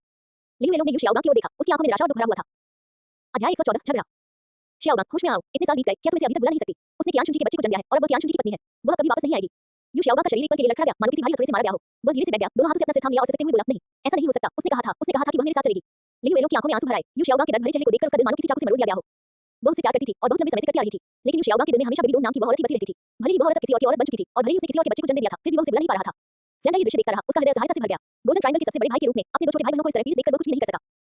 वो केवल यू शाओगान के कंधे पर थपथपाकर धीरे से कह सका, शाओगान, जो बीत गया सो बीत गया। एलोन सही कहता है, लोगों को हमेशा आगे देखना चाहिए। यू शाओगान काफी देर तक चुप रहा, फिर उसने अपना सिर उठाया, उसकी आंखें लाल थीं। तुम नहीं समझते, उसकी आवाज कर्कश और थकी हुई थी। वह मेरी रोशनी है, उसके बिना मैं कुछ भी नहीं हूं। लियू एलोन के आंसू आखिरकार बंद निकले। मेरा क्या, मैं क्या हूं? उसकी आवाज कांप रही थी। मैं तुम्हारे साथ रहती हूं, तुम्हारी देखभाल करती हूं, तुम्हें दिलासा देती हूं। मैं क्या हूं? यू शाओगान ने उसकी ओर देखा, उसकी आंखों में थोड़ी सी शर्मिंदगी झलक रही थी। एलोन, मुझे माफ करना, मैं। लियू एलोन ने अपने आंसू पोंछे और कड़वी मुस्कान के साथ सिर हिलाया। अब और कुछ कहने की जरूरत नहीं है, मैं जानती हूं तुम्हारे दिल में सिर्फ वही है, उसके सिवा कभी कोई और नहीं रहा। वो खड़ी हुई और सराय से बाहर जाने के लिए मुड़ी। स्लेंडर उसे आवाज देना चाहता था, लेकिन यू शाओगान ने उसे रोक दिया। उसे जाने दो, यू शाओगान की आवाज बहुत धीमी थी, उसे शांत होने की जरूरत है। स्लेंडर ने उसकी तरफ देखा और आह भरी, शाओगान, तुम ऐसे नहीं कर सकते। एलोन तुम्हारे साथ कैसा बर्ताव करता है, तुम्हें यह अच्छी तरह पता होना चाहिए। तुम उसे इस तरह चोट नहीं पहुंचा सकते। यू शाओगान कुछ नहीं बोला, उसने अपना शराब का प्याला उठाया और एक और घूंट पी लिया। उसकी आंखों में उलझन और दर्द साफ झलक रहा था। कियान शुंजी कोने में बैठा अपने सामने की सब कुछ निहार रहा था। उसके हृदय में अवन्य आनंद की लहर उमड़ पड़ी। यू शाओगांग वह निकम्मा जिसने मूर्छना में अद्वितीय ज्ञान का दावा किया था लेकिन कुछ भी हासिल नहीं किया अब बीबी डोंग के कारण दुखी था और बीबी डोंग अब उसकी अपनी थी वह कियान शुनजी की प्रेमिका थी वह उसकी बेटी की मां थी वह उसकी खिलौना थी कितना मजेदार है उसने शराब का प्याला उठाया और एक घूंट लिया शराब उसके गले से नीचे उतर गई अपने साथ एक मसालेदार गरमाहट लेकर आई जो उसके पेट में घुल गई उसने शराब का प्याला नीचे रख दिया और उसकी निगाहें यू शाओगांग पर टिक गईं उस समय इस व्यक्ति ने बीबी डोंग को स्पिरिट हाउस छोड़ने के लिए उकसाया था जिससे उसकी योजनाएं लगभग बर्बाद हो गई थी यदि वह समय पर पुनर्जन्म नहीं लेता तो मूर्ख कियान शुनजी अपने मूल मार्ग का अनुसरण करता बीबी डोंग को कैद कर लेता बीबी डोंग की जवाबी हमले में मारा जाता और फिर स्पिरिट हाउस में अराजकता फैला देता लेकिन अब यू शाओगांग यहाँ बैठकर अपने दुखों को बुलाने के लिए शराब पी रहा था बीबी डोंग के लिए शोक मना रहा था और अब बीबी डोंग पूरी तरह से उसके वश में थी उसकी आध्यात्मिक शक्ति बंद हो चुकी थी उसका स्वाभिमान चूर-चूर हो चुका था उसका शरीर उसके वश में था और उसका हृदय भी धीरे-धीरे डूब रहा था नियंत्रण का यह एहसास किसी भी जीत से कहीं अधिक रोमांचक था यू शाओगांग ने शराब का एक और घूंट पिया फिर प्याला नीचे रख दिया और मेज पर लग गया उसके कंधे हल्के से कांप रहे थे और वह दबी हुई सख्तियां भर रहा था स्लेंडर ने उसकी ओर देखा उसकी आंखों में गहरा दुख था उसने यू शाओगांग की पीठ थपथपाई और धीरे से कहा शाओगांग पीना बंद करो मैं तुम्हें तुम्हारे कमरे में आराम करने में मदद करता हूं यू शाओगांग ने कोई प्रतिक्रिया नहीं दी ऐसा लग रहा था मानो वह बेहोश हो गया हो बस मेज पर बेसुध पड़ा हुआ था स्लेंडर ने आंख भरी और जैसे ही वो उसे उठाने वाला था तभी अचानक उसे किसी की निगाह महसूस हुई उसने अपना सिर उठाया और कोने में बैठे कियान शुनजी को देखा उनकी नजरें मिली और स्लेंडर की भौहें थोड़ी सी खुल गईं उसे यह आभास हुआ कि कोने में बैठा व्यक्ति हालांकि केवल स्पिरिट किंग स्तर पर देख रहा था उसकी आभा असाधारण थी कियान शुनजी ने उसकी निगाहें नहीं बचाई बल्कि उसने हल्की सी मुस्कान बिखेरी और हाथ में पकड़े शराब के प्याले को उठाकर टोस्ट किया स्लेंडर एक पल के लिए स्तब्ध रह गया फिर उसने भी सिर हिलाकर सहमति दी बिना ज्यादा सोचे समझे उसने यू शाओगांग को उठाया और ऊपर की ओर चल दिया कियान शुनजी ने सीढ़ियों पर उनकी आकृतियां ऊंची होते हुए देखी फिर अपनी नजर हटाकर शराब पीना जारी रखा लियू येलोंग जा चुका था और यू शाओगांग भी जा चुका था केवल वही सराय में अकेला रह गया था वह कोने में बैठा अपने होठों के कोने पर हल्की मायावी मुस्कान लिए धीरे-धीरे अपनी शराब पी रहा था बेबी डोंग अब मेरी है तुम उसे कभी नहीं पा सकोगे उसने शराब का आखिरी घूंट पिया प्याला नीचे रखा खड़ा हुआ और ऊपर की ओर चला गया रात बिना किसी घटना के गुजरी अगली सुबह कियान शुनजी जल्दी उठ गया उसने अपना सामान पैक किया नाश्ता करने के लिए नीचे गया और फिर सीन वाले घोड़े को लेकर रवाना होने की तैयारी करने लगा जब वह कस्बे के प्रवेश द्वार पर पहुंचा तो उसने सड़क के किनारे किसी को खड़ा देखा लियू येलोंग वो एक सूखे पेड़ के नीचे खड़ी दूर तक देख रही थी सुबह की हवा उसके लंबे बालों को हिला रही थी और उसके चेहरे पर अभी भी थकान के निशान थे लेकिन उसकी आंखें पिछली रात की तुलना में कहीं अधिक स्पष्ट थी ऐसा लग रहा था मानो उसने कियान शुनजी पर ध्यान ही नहीं दिया वो चुपचाप खड़ी थी और सोच रही थी कि वह क्या सोच रही है कियान शुनजी ने बिना रुके उस पर एक नजर डाली अपने घोड़े पर सवार हुआ और मुख्य सड़क पर उत्तर की ओर चल पड़ा सीधा तराजू वाला घोड़ा बर्फ पर कदम रखते हुए धीरे-धीरे दूर होते हुए चल रहा की आवाज करता हुआ चला गया लियू येलोंग को मानो कुछ आभास हुआ उसने अपना सिर घुमाया और दूर जाते हुए व्यक्ति को देखा उसके हृदय में एक अवर्णनीय विचित्र भावना उमड़ पड़ी वो व्यक्ति बहुत जाना पहचाना लग रहा था लेकिन उसे याद नहीं आ रहा था कि उसने उसे कहां देखा था उसने अपना सिर हिलाया अपनी नजर हटाई और दूर देखने लगी कियान शुनजी सीनदार घोड़े पर सवार होकर मुख्य सड़क पर उत्तर दिशा की ओर बढ़ रहा था उसके चारों ओर बर्फ के टुकड़े उड़ रहे थे और ठंडी हवा उसके चेहरे को छू रही थी फिर भी उसकी निगाहें तेज और शांत थी सीनदार घोड़ा बर्फ पर कदम रखते हुए चल रहा की आवाज कर रहा था और बर्फ के मैदान के किनारे पर जाकर तुरंत गायब हो गया उसे बस यूं ही चले जाना चाहिए था एक साधारण सा कस्बा तीन अनजान लोग में उसकी लंबी यात्रा में महज एक मामूली घटना थे लेकिन उसी क्षण उसके मन में एक विचार कौन था जिसके चलते उसने अपने घोड़े की चाल धीरे-धीरे कम कर दी स्वर्ण त्रिभुज उसके होठों के कोने हल्के से ऊपर की ओर मुड़ गए मूल रचना में इन तीनों व्यक्तियों का संयोजन एक महत्वपूर्ण स्थान रखता था स्लेंडर जो श्रेष्ठ अकादमी के भावी प्रधानाध्यापक थे ने अंगिनत क्वीन स्पिरिट मास्टर्स को प्रशिक्षित किया था यू शाओगांग वह निकम्मा जिसने अतुलनीय बुद्धिमत्ता का दावा किया लेकिन कुछ भी हासिल नहीं किया और लियू येलोंग वह स्त्री जिसने इतनी विनम्रता से लेकिन इतने निरंतर प्रेम से किसी के भी दिल को छू लिया उन्हें उससे कोई वास्ता नहीं रखना चाहिए था लेकिन अभी भी बातचीत में बीबी डोंग का जिक्र करते समय लियू येलोंग ने जिस लहजे का इस्तेमाल किया जिसमें दिल का दर्द और अनिच्छा दोनों झलक रही थी उससे उसके प्रति थोड़ी दिलचस्पी पैदा हो गई उसके मन में एक विचार आया उसने लगाम खींची घोड़े को मोड़ा और धीरे-धीरे कस्बे की दिशा में वापस चल पड़ा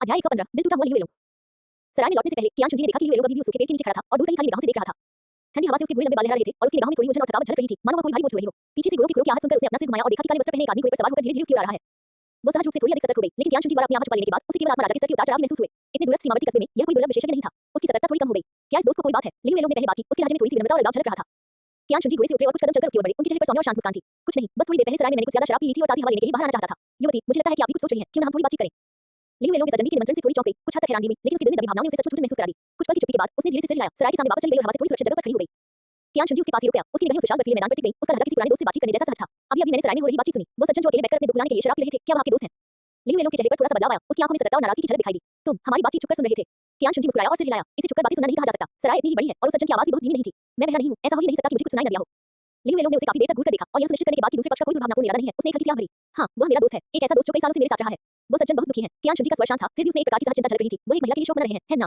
मैंने आप दोनों को बीबी डोंग का नाम लेते सुना लियू येलोंग का शरीर थोड़ा कांप उठा उसके लिए ये नाम एक कांटे की तरह था हर बार जब इसका जिक्र होता तो उसके दिल में एक हल्की सी चीज उठती थी तुम उसे जानती हो मुझे लगता है मैंने उसके बारे में सुना है कियान शुनजी के स्वर में ज्यादा उतार चढ़ाव नहीं था वो पूर्व में स्पिरिट हॉल की पवित्र कन्या थी एक प्रतिभाशाली महिला जिसके दो आत्माएं थी कहा जाता है कि बाद में उसके गुरु ने उसे कैद कर लिया था उसकी आध्यात्मिक शक्ति क्षीण हो गई थी और अब वह एक साधारण दासी बन गई है लियू येलोंग ने अपने होंठ दबाए और कुछ पल चुप रही वो तैयार नहीं थी उसे मजबूर किया गया था मजबूर किया गया कियान शुनजी ने हैरानी जताते हुए अपनी भौहें ऊपर उठाई लेकिन मैंने सुना है कि उस समय वो खुद स्पिरिट हॉल छोड़ना चाहती थी और किसी आदमी के साथ भाग जाना चाहती थी बस उसके गुरु ने मना कर दिया इसलिए उसे कैद कर लिया गया वो सज्जन यू शाओगांग क्या वही वो व्यक्ति था जिसके साथ वो जाना चाहती थी लियू येलोंग की सांसें थोड़ी तेज हो गई उसने कुछ कहना चाहा पर इनकार न कर पाने के कारण उसका मुंह खुला क्योंकि यही सच्चाई थी काफी देर बाद उसने धीमी आवाज में कहा तो क्या हुआ अगर उसने ऐसा किया शाओगांग के लिए उसने स्पिरिट हॉल की पवित्र कन्या के रूप में अपना सारा रुतबा त्याग दिया क्या यह उसकी सच्चे दिल को साबित करने के लिए काफी नहीं है आज वो जिस हालत में है वो पूरी तरह से कियान शुनजी की क्रूरता और निर्दयता के कारण है कियान शुनजी ने हल्की सी हंसी वो हंसी फीकी थी फिर भी किसी कारण से लियू येलोंग को थोड़ी अजीब सी अनुभूति हुई सचमुच ये दुख की बात है लेकिन लगता है उस सज्जन यू शाओगांग ने उसके लिए कुछ नहीं किया है ना बीबी डोंग इतने सालों से कैद में है क्या वह कभी उसे छुड़ाने गया है लियू येलोंग की निगाहें अचानक धुंधली पड़ गई ये सवाल की वही सच्चाई थी जो उसके दिल में गहराई तक दबी हुई थी और जिसका सामना करना उसके लिए सबसे मुश्किल था वो यू शाओगांग का बचाव करना चाहती थी लेकिन उसे लगा कि सारी शक्ति और शक्तिहीन है उसकी साधना पर्याप्त नहीं है कियान शुनजी एक उपाधि प्राप्त डॉन है उसका जाना तो मानो अपनी जान जोखिम में डालना होगा कियान शुनजी ने हल्के से सिर हिलाया अपर्याप्त साधना वास्तव में एक सच्चाई है लेकिन इन सभी वर्षों में शराब पीने और शोक मनाने के अलावा क्या उसने कोई प्रयास किया है क्या वह स्पिरिट हॉल जाकर खबर जानने गया है क्या उसने मदद के लिए अन्य विशेषज्ञों से संपर्क करने की कोशिश की है या कम से कम एक सवाल ही पूछ पाया है क्या वह अभी भी जीवित है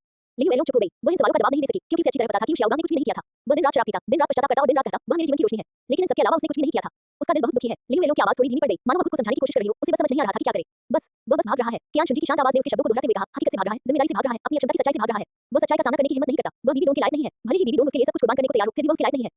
लियू येलोंग ने अचानक अपना सिर उठाया। उसकी आंखों में गुस्से की झलक दिखाई दी। तुम्हें ऐसा कहने का क्या हक है? तुम उसे बिल्कुल नहीं समझती।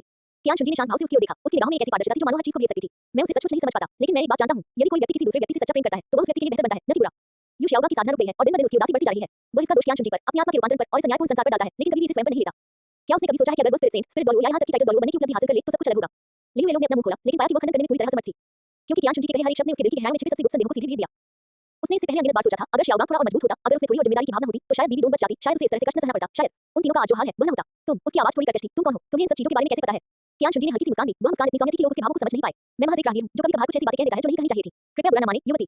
ठीक उसी क्षण सराय का दरवाजा खुला और फ्लैनर ने यू शाओगांग को सहारा देते हुए अंदर से बाहर कदम रखा। सुबह की ठंडी हवा यू शाओगांग के चेहरे पर लगी, जिससे वह थोड़ा और गंभीर हो गया। उसकी आंखें लाल थी और चेहरा थका हुआ था, फिर भी उसमें एक स्पिरिट मास्टर की विशिष्ट सतर्कता झलक रही थी।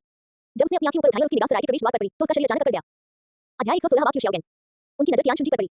वह आकृति, वह चेहरा और दमन का वह एहसास जिसे उसकी ऊर्जा को नियंत्रित करने पर भी पूरी तरह से छिपाया नहीं जा सका। वह इसे कभी नहीं भूलेगा। वही वो व्यक्ति था जिसने उसे सब कुछ छीन लिया था। यही उसके बुरे सपनों की जड़ थी। कियान शुनजी। यू शाओगांग की आवाज ऐसी लग रही थी मानो उसके गले से निचोड़ कर निकाली गई हो, जिसमें सदमे और गुस्से से भरी कंपन थी। उसका शरीर अचानक 2 कदम पीछे हट गया और वह फ्लैनर से टकरा गया और उसके चेहरे का रंग भर उड़ गया। वह कागज की तरफ गिरा पड़ गया। लियू येलोंग स्तब्ध रह गया। उसने अचानक अपना सिर घुमाकर कियान शुनजी की ओर देखा। उसकी आंखों की पुतलियां तेजी से खुल गईं। आप हैं कियान शुनजी। कियान शुनजी के होठों की कोने हल्के से ऊपर की ओर मुड़ी, जिससे एक शांत और तटस्थ मुस्कान प्रकट हुई। उसने धीरे से अपने सिर से चमड़े की टोपी उतारी, जिससे उसका सुंदर और गंभीर चेहरा सामने आया। उसकी गहरी आंखों में चंचलता की झलक थी। श्री यू शाओगांग, बहुत दिनों बाद मिले। लगता है आपकी तबीयत ठीक नहीं है। लियू येलोंग को बस एक पल के लिए अपने दिमाग में हलचल महसूस हुई। क्या वह अभी प्रवेश द्वार के पास कोने में स्पिरिट हॉल के पोप के साथ इतनी देर तक शांतिपूर्वक बातचीत कर रही थी? उसके शब्दों में वर्णित वह निर्दयी और बेरहम आदमी ठीक उसके सामने खड़ा था और उसने उसके सामने यू शाओगांग का बचाव भी किया था। शर्म, क्रोध और सतर्कता की एक विशाल लहर पल भर में उसके हृदय में उमड़ पड़ी और वह अचानक एक कदम पीछे हट गई। उसकी आत्मिक शक्ति अचानक बढ़ गई, किसी भी समय युद्ध की स्थिति में प्रवेश करने के लिए तैयार। फ्लेनर के चेहरे के भाव में भी जबरदस्त बदलाव आया। उसकी आकृति पर झपकते ही प्रकट हुई और वह पहले ही यू शाओगांग और लियू येलोंग के सामने खड़ा हो गया था। उसकी हथेली उसकी कमर पर बंधी तलवार की मुठ पर दबी हुई थी और उसकी आध्यात्मिक शक्ति ज्वार की तरह उमड़ रही थी। कियान शुनजी, तुम यहाँ क्यों प्रकट हुए? उन तीनों के हाव-भाव को देखकर मानो वे किसी दुर्जय शत्रु का सामना कर रहे हों, कियान शुनजी अनजाने में हल्की सी हंसी रोक नहीं पाई। उस हंसी में शांति और विनोद का भाव था।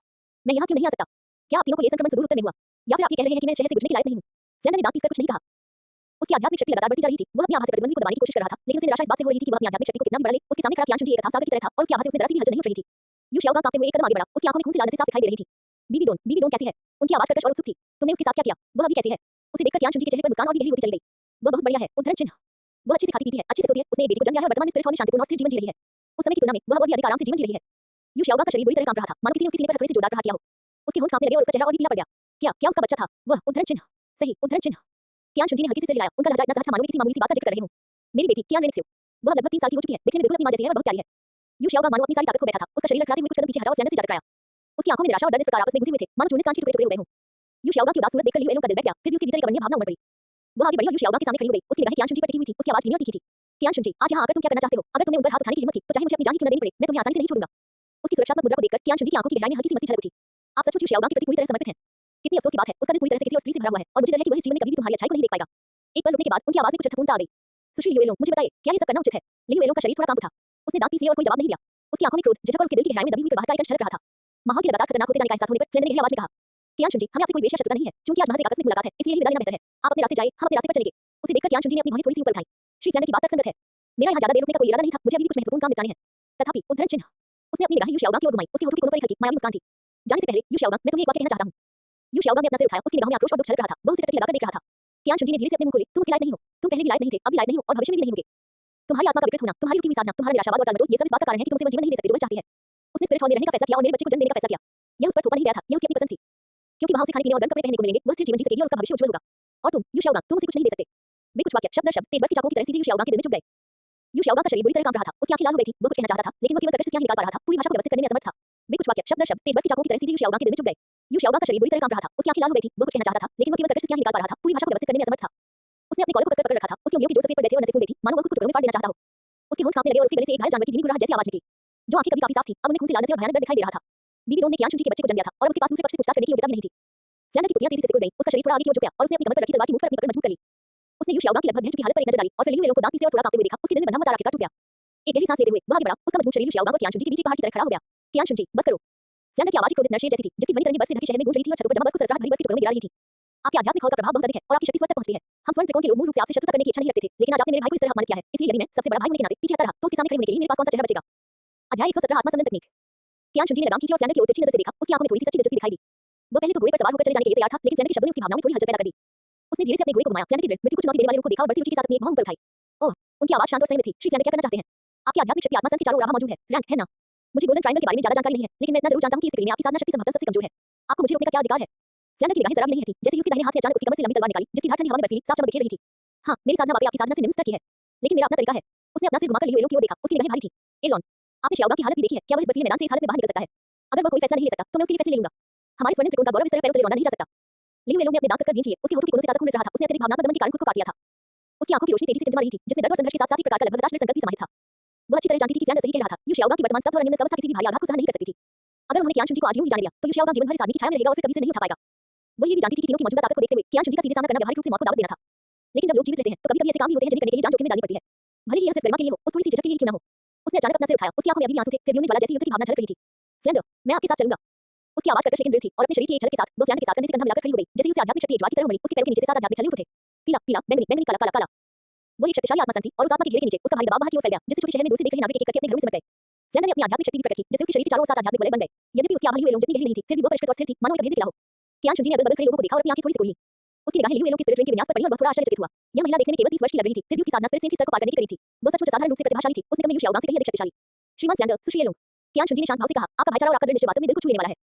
लेकिन आपको ये बात स्पष्ट रूप से समझ लेनी चाहिए कि भले ही आप दोनों मिलकर काम करें, फिर भी एक ही बार में आप मेरा मुकाबला नहीं कर सकते। फ्लेंडर के चेहरे पर थोड़ी निराशा छा गई। वह इस बात को अच्छी तरह जानता था, लेकिन उसने पीछे हटने से इनकार कर दिया। हम वास्तव में आपके विरोधी नहीं हैं, लेकिन उसने अचानक अपना सिर घुमाकर यू शाओगांग की ओर देखा। उसकी आवाज में निर्विवाद गरिमा थी। शाओगांग, मेरे लिए जाओ। बीबी डोंग अब तुम्हारे पास वापस नहीं आ सकती, लेकिन तुम अभी भी जीवित हो। आपका भविष्य अभी भी उज्जवल है। तुम्हारे अभी भी भाई हैं, और वो व्यक्ति जो अंत तक आपके साथ चलने को तैयार है। अगर आप आज भी इसी तरह उदास बने रहे, तो आप सचमुच पूरी तरह से हार जाएंगे। एलॉन को देखो, वो यहाँ क्यों खड़ी है? वो ये सब बीबी डोंग के लिए नहीं कर रही है, वो ये सब तुम्हारे लिए कर रही है। क्या ऐसा हो सकता है कि आप अब भी उसे असफल करना जारी रखना चाहते हो? यू शाओगांग का शरीर बिजली गिरने की तरह बुरी तरह कांप उठा। उसने अपना सिर उठाया, उसकी लाल आंखें फ्लेंडर को देख रही थी और फिर धीरे-धीरे लियू येलोंग की ओर मुड़ गया। लियू येलोंग की पीठ उसकी ओर थी, उसके होंठ के कोने को काटने से बना खून का धब्बा उसके चेहरे पर साफ दिखाई दे रहा था। उसके कंधे हल्के से कांप रहे थे, फिर भी वह सीधी खड़ी थी। वो उसका येलोंग था। वो लियू येलोंग थी, जो ये जानते हुए भी कि उसका दिल किसी और महिला के लिए धड़कता है, बिना किसी झिझक के उसके साथ चली गई। उसे ऐसा महसूस हुआ जैसे उसका गला किसी चीज से अवरुद्ध हो गया हो और अचानक उसके दिल में गहरे अपराध बोध और चुभने वाले दर्द की लहर दौड़ गई। उसने गहरी सांस ली, अपनी आंखें कसकर बंद कर लीं और फिर धीरे-धीरे उन्हें खोला, मानो वह वर्षों से जमा हुई सारे अंधकार को अपने रोमहर्षण के माध्यम से बाहर निकालने की कोशिश कर रहा हो। फ्लेंडर, उनकी आवाज अभी भी कर्कश थी, लेकिन पहले की तुलना में थोड़ी अधिक दृढ़ता के साथ, आप सही कह रहे हैं। यह मेरी गलती है कि मैंने पर्याप्त अच्छा प्रदर्शन नहीं किया। इतने सालों से मैं हमेशा हारता रहा हूं, अपनी सारी गलतियों का दोष दूसरों पर डालता रहा हूं और मैंने कभी भी खुद का सही मायने में विश्लेषण नहीं किया है। यू शाओगांग आगे बढ़ी और लियू येलोंग के पास चली गई। वर्षों तक कलम पकड़े रहने से दुबली पतली दिखने वाली उसकी हथेली धीरे-धीरे उठी और लियू येलोंग के कंधे पर टिक गई। येलोंग, मुझे खेद है। लियू येलोंग का शरीर अचानक अकड़ गया, उसकी आंखों की गर्दे तुरंत फिर से लाल हो गए, फिर भी उसने पीछे मुड़कर उसे नहीं देखा। उसने केवल अपना सिर जोर से हिलाया, उसकी आवाज स्थितियों से भर गई थी, फिर भी उसमें थोड़ी सी हठधर्मिता झलक रही थी। बकवास बंद करो। चूंकि तुम जाग ही गए हो, तो चलो साथ में ऊपर चलते हैं। अब समय आ गया है कि स्पिरिट हॉल की स्पोक को आत्मा का साक्षी बनने दिया जाए। स्वर्ण त्रिभुज की समन्वय तकनीक। यू शाओगांग को आखिरकार होश में आते देख फ्लेंडर के दिल पर पड़ा भारी बोझ थोड़ा कम हो गया। तुरंत बाद वह जोर से हंस पड़ा। उसकी हंसी हवा और बर्फ के बीच साधारण रूप से सासी और ढील लग रही थी। अच्छा, ये मेरा प्यारा भाई है। तो चलिए स्वर्ण त्रिभुज के बारे में बात करते हैं। आइए अपनी बेहतरीन छिपी हुई प्रतिभाओं का प्रदर्शन करें। यू शाओगांग ने चुपचाप से हिलाया, गहरी सांस ली, धीरे से अपना हाथ उठाया और अपनी आत्मा को मुक्त कर दिया। लुओ सांग बर्फ के मैदान पर वह गोल मटोल, थोड़ा हास्यास्पद और प्यारा सा छोटा सूअर प्रकट हुआ। उसके अन्य दो साथियों के औजार आत्मा और पशु आत्मा की भव्य आभा की तुलना में वास्तव में थोड़ा अंतर था, लेकिन यू शाओगांग की निगाहें अतुलनीय रूप से गंभीर थीं। गोल्डन ट्रायंगल के तीनों सदस्यों ने अपनी अपनी जगह ले ली और एक त्रिकोणीय संरचना बना ली। फ्लेंडर सबसे आगे रहकर मुख्य हमलावर और टैंक की भूमिका निभा रहा था। लियू येलोंग बाईं ओर हमले के लिए तैयार खड़ा था और यू शाओगांग पीछे से समर्थन और कमांडर की भूमिका निभा रहा था। इस समय तीनों की आध्यात्मिक शक्ति एक विशेष आवृत्ति पर प्रतिध्वनित होने लगी। कियान शुनजी ने अपनी भौहें थोड़ी सी ऊपर उठाई। वह आत्मा के बारे में जानता था। स्वर्ण त्रिभुज की समन्वय तकनीक, मूल कृति में ये समन्वय तकनीक काफी दुर्जेय थी, जो तीनों की व्यक्तिगत रैंक से कहीं अधिक शक्ति उत्पन्न करने में सक्षम थी। वह कोई जल्दी करने की स्थिति में नहीं था, बल्कि घोड़े पर बड़े चाव से बैठा था, सीने पर हाथ बांधे हुए, ठीक वैसे ही जैसे कोई दर्शक सर्कस का प्रदर्शन देख रहा हो। ओह, क्या वे सचमुच उस चाल का इस्तेमाल करने वाले हैं? उसने धीरे से कहा, आत्मा स्वर्ण त्रिकोण का समन्वय, स्वर्ण पवित्र ड्रैगन। इससे मुझे अपने ज्ञान का दायरा बढ़ाने का मौका मिलेगा। फ्लेंडर के शरीर पर उड़ने वाले 20 स्पिरिट का रूप बदलने लगा। उसकी भुजाएं पंखों की तरह थोड़ी फैल गईं और उसकी पीठ के पीछे आध्यात्मिक शक्ति समृद्ध होकर पारदर्शी विशाल पंखों के एक जोड़े में परिवर्तित हो गई।